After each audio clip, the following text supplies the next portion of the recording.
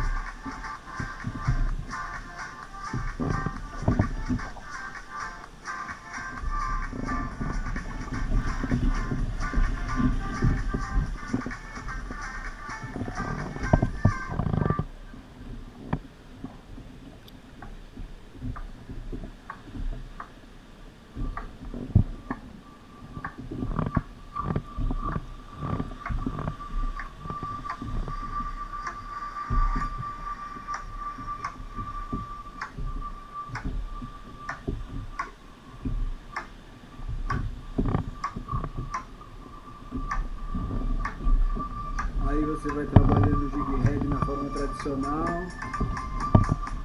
Vai lá, toque de ponta de vara.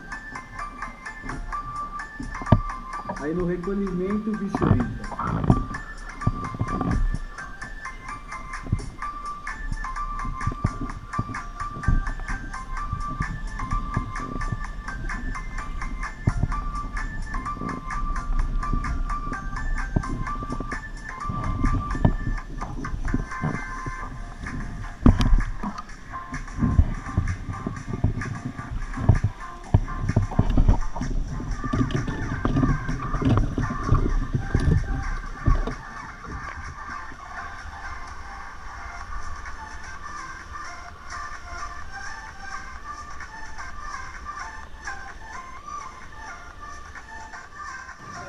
Estamos aqui com a família Pitangueiras.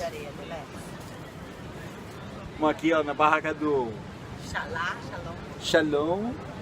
Fazer um peixinho aqui fritinho. Vamos ver o que sai aí.